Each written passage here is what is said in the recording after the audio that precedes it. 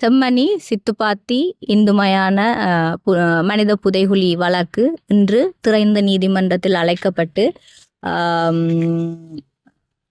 அகழ்வு பணிகள் ஆரம்பிப்பது தொடர்பான கலந்துரையாடல் இடம்பெற்றது.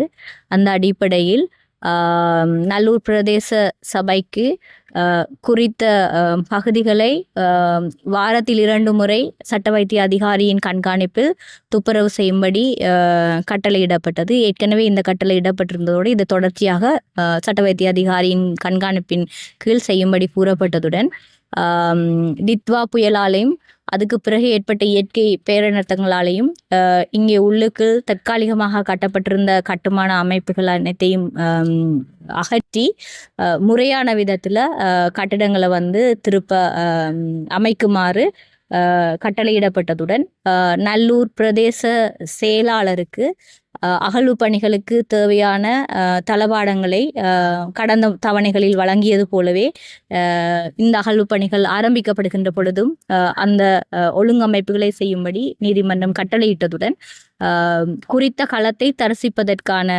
கட்டளை அமைக்கப்பட்டு குறித்த தளமானது மாலை வேளையில் தரிசிக்கப்பட்டதுடன் நீரினுடைய அளவு மேற்பார்வையிடப்பட்டு குறித்த நீரை வெளியகற்றுகின்ற நடைமுறை மார்ச் மாதம் 28ஆம் தேதி நடைபெறும் என்று நீதிமன்றம் அறிவித்ததுடன் அகழ்வு பணிகளுக்கான தற்போதைய திகதியாக ஏப்ரல் மாதம் 20ஆம் தேதி திகதியிடப்பட்டுள்ளது.